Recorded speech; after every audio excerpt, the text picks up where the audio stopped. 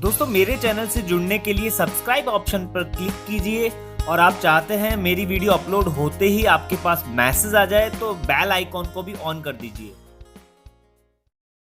नमस्कार दोस्तों, मैं अमित कुदवाल आप लोगों का स्वागत करता हूं मेरे चैनल में। और आज हम बात करेंगे कि किस फिंगर में हमें कौन सा रत्न धारण करना है। बहुत ही इंपॉर्टेंट टॉपिक है। बहुत से हाथों में मैंने देखा है कि गलत फिंगर्स के अंदर गलत रत्न होता है और उसके इफेक्ट्स नहीं मिलते, उल्टे नेगेटिव मिलते हैं। तो आपको ये चीज पता होनी चाहिए कि हमें किस उंगली के अंदर कौन सा रत्न धारण करना है जो हमें पॉजिटिव रिजल्ट दे, 100% सकारात्मक रिजल्ट उस रत्न के माध्यम से हमें मिले। तो सबसे पहली बात, जो बॉयज हैं उन्हें अपने राइट हैंड के अंदर रत्न धारण करना ये फिक्स है। और जो गर्ल्स हैं, गर्ल्स को जो रत्न धारण करना है वो करना है लेफ्ट हैंड के अंदर। तो ये फिक्स है, इसे चेंज नहीं करना है। आप इस चीज को ध्यान रखिए। पाश्चात्य जो ज्योतिष है या पाश्चात्य जो हस्तरेखा विज्ञान है उसमें कर्म से रिलेटेड जो हाथ है उसको प्रेफरेंस दी जाती है, लेकिन भारतीय ज्योतिष जो अर्धनारेश्वर सिस्टम से जुड़ी है उसमें सदैव बॉयज को राइट हैंड में और गर्ल्स को सदैव लेफ्ट हैंड में ही रत्न धारण करना है। ये आप याद रख लीजिए। अब रत्नों को याद कैसे रखें कि कौन सी उंगली में कौन सा रत्न धारण करना है, तो बहुत इजी गोइंग मैं आपको आज ये चीज समझाने वाला हूं। बहुत ही आसान तरीके से आपके दिमाग में फिट हो जाएगी। देखिए, 3 तरह की रेखाएं होती है। ये हार्ट लाइन है, ये मस्तिष्क रेखा है और ये हमारी जीवन रेखा है, ये हमारी लाइफ लाइन है। इस तरह की 3 मेजर रेखाएं होती है, भाग्य रेखाएं और बाकी बारीक रेखाएं भी होती है। तो अब आपको यहां पर ये देखना है कि कौन सी उंगली के जस्ट नीचे कौन सा पर्वत है, कौन सा जो ग्रह है। तो देखिए, सबसे पहले ये जो एरिया है ये कहलाता है शुक्र। शुक्र देव का जो क्षेत्र कहलाता है वो कहलाता है ये वाला, यानी लाइफ लाइन से जो घिरा हुआ क्षेत्र है वो शुक्र देव का है। देन उसके जस्ट ऊपर जो क्षेत्र है वो कहलाता है बृहस्पति देव का। बृहस्पति देव का इंडेक्स फिंगर के जस्ट नीचे जो क्षेत्र है वो बृहस्पति देव का है। और उसके बिल्कुल पास जो क्षेत्र है वो है शनि देव का, जहां पर हमारी भाग्य रेखा जाती है। और शनि देव के पास जो हमारा क्षेत्र है वो कहलाता है सूर्य देव का। और सूर्य यहाँ पर रेखा भी होती है जो हमें पद प्रतिष्ठा दिलाती है।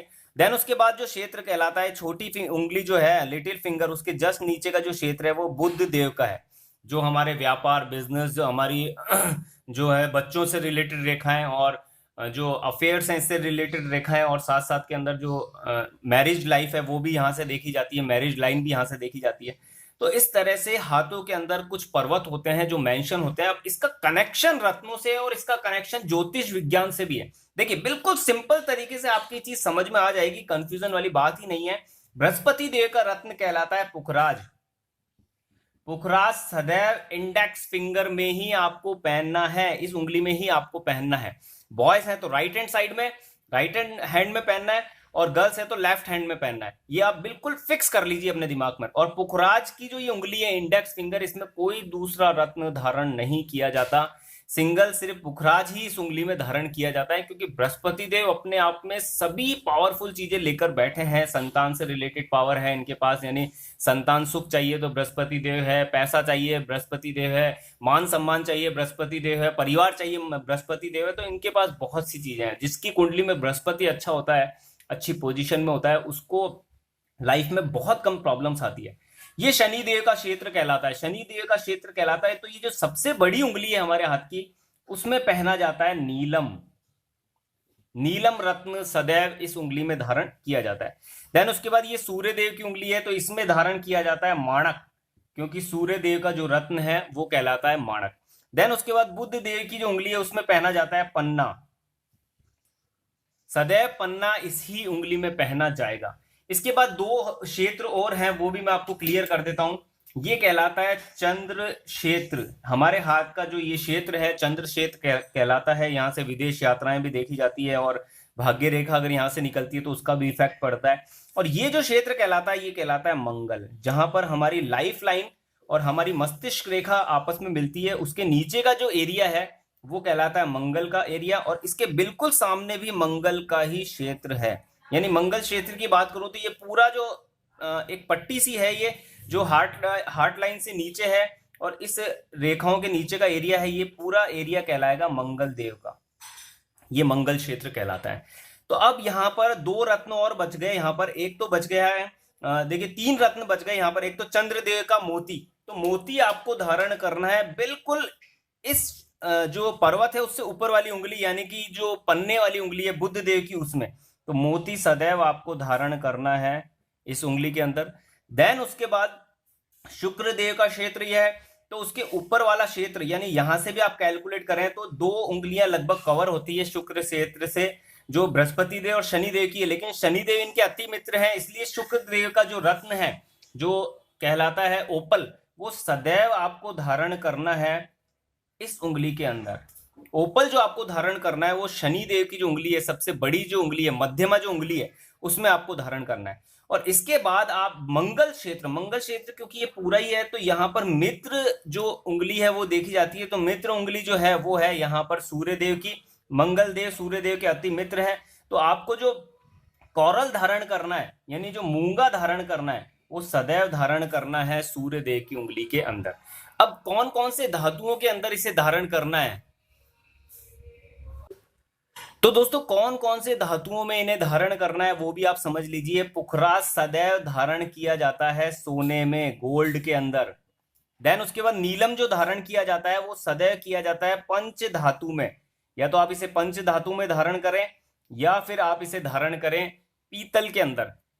देन उसके बाद कभी भी सोने में या चांदी में इसे धारण नहीं करना है, इसे पंच धातु में ही आपको धारण करना है नीलम को। देन उसके बाद ओपल सदैव धारण किया जाएगा चांदी के अंदर, चांदी में ही ओपल को धारण करना है, सोने में धारण नहीं करना है। ओपल जो है वो शुक्र देव का रत्न है, सबसे ज्यादा जो पावरफुल है और इफेक्टिव है वो ओपल ही है। जबकि डायमंड भी लोग पहनते हैं, जर्किन भी पहनते हैं, और इसके साथ साथ में व्हाइट सफायर जो होता है, सफेद पुखराज जो होता है वो भी पहनते हैं। लेकिन सबसे ज्यादा इफेक्टिव जो होता है वो होता है ओपल, क्योंकि इसकी जो रश्मियां हैं वो 100% मैच होती है शुक्र देव से। देन उसके बाद बात करेंगे माणक और मूंगे की। माणक और मूंगा दोनों ही आप सोने में धारण कर सकते हैं, नहीं तो आप यहाँ पर पीतल या पंच धातु में भी धारण कर सकते हैं। देन उसके बाद यहाँ पर बात करेंगे मोती और पन्ना। पन्ना और मोती दोनों ही चांदी में ही धारण करना है, कभी भी आपको गोल्ड में धारण नहीं करना है। मोती भी चांदी में धारण किया जाएगा क्योंकि इसकी तासीर ठंडी है, और पन्ना भी चांदी में ही धारण किया जाएगा।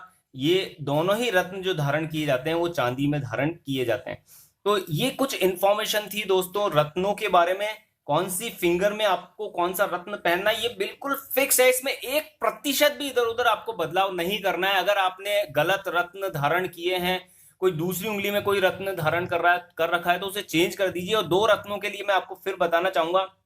एक रत्न यहाँ पे है लहसुनिया, जिसे कैट आइज भी कहते हैं, लहसुनिया। और साथ साथ के अंदर सेकंड नंबर का जो रत्न है, जो राहु देव का रत्न है, जिसे कहते हैं गोमेद। ये 2 रत्न मैं प्रेफरेंस नहीं करता हूं। कारण क्या है, देखिए ये मेरा पर्सनल एक्सपीरियंस है। ऐसा नहीं है कि मैं लोगों को पहले रिकमेंड नहीं करता था उनकी कुंडली के अकॉर्डिंग कि राहु उच्च की स्थिति में है या राहु की दशा चल रही है और अच्छी पोजीशन में, तो करता था। लेकिन इन दोनों का जो कैरेक्टर है, चरित्र है, जो डिपार्टमेंट है इनके पास, वो थोड़ा सा सामाजिक नहीं है, समाज से इंसान को काट देता है। और देखिए परिवार से दूर हटकर या परिवार से थोड़ा सा अलग हटके कभी भी इंसान सुख प्राप्त नहीं कर सकता, और उसको तो प्रॉब्लम होगी, साथ साथ में यहाँ पर जो प्रॉब्लम होगी वो उसके परिवार को भी होगी। तो जैसे मान लीजिए किसी ने गोमेद धारण करा, उसकी उच्च की अवस्था चली और अच्छे रिजल्ट देने स्टार्ट करे, धन मन पैसा ऐसा काफी आ गया, लेकिन उसके परिवार में एक छोटी सी प्रॉब्लम क्रिएट होनी स्टार्ट हो जाती थी। वो ये थी, परिवार से वो इंसान कटना स्टार्ट हो जाता था या कभी कभी गलत दिशाओं में भी चला जाता था, क्योंकि इनके पास जुआ, सट्टा, लॉटरी, शराब और जितने भी नेगेटिव डिपार्टमेंट्स हैं, ये दोनों देवता जो हैं उनके इनके पास ही है। और जो सीधे सीधे जो हमारे जो केतु देव है वो तो मोक्ष की ओर ले जाते हैं इंसान को, यानी कि समाज से दूर ले जाते हैं। सामाजिक जो एक्टिविटी है वो इनसे नहीं जुड़ी। तो कभी भी लहसुनिया गोमेद धारण करने के लिए मैं अब सलाह नहीं देता हूं किसी को भी, क्योंकि ऐसे रिजल्ट्स आए। मैं आपसे सारी बातें वो कर रहा हूं जो पर्सनल एक्सपीरियंस है, जो मैं अनुभव कर रहा हूं, फील कर रहा हूं। बहुत से ऐसे जो कुंडली के अंदर भी हाउसेज होते हैं जिसे लोग अभी तक गलत मानते हैं, लेकिन परिस्थितियों के अनुसार आज उन हाउसेज में भी काफी चेंजेस आए हैं। तो प्रैक्टिकल नॉलेज है आपके सामने बिल्कुल। अगर आप हस्तरेखा की थोड़ी सी भी नॉलेज रखते हैं तो आपको ये पता होगा कि ये इन क्षेत्रों के अंदर ये पर्वत होते हैं, इससे रिलेटेड या साइन होते हैं या रेखाएं भी होती है, उनकी स्टडी की जाती है। तो उससे रिलेटेड मैंने आपको ये इन्फॉर्मेशन दी है। अगर ये इन्फॉर्मेशन आपको अच्छी लगी है तो प्लीज लाइक कीजिए इस वीडियो को, शेयर कीजिए ज्यादा से ज्यादा लोगों तक, जिससे लोगों को सही जानकारी मिल सके। और अगर उन्होंने कोई गलती करी है, कोई ऐसी फिंगर के अंदर रत्न धारण किया है जो वास्तव में वहां नहीं होना चाहिए, अब सूर्य रत्न अगर शनिदेव की उंगली में पहन लिया जाएगा तो वो रिजल्ट कभी जिंदगी में नहीं देगा, उल्टा उस इंसान को खींचकर नेगेटिव दिशा में लेकर चला जाएगा।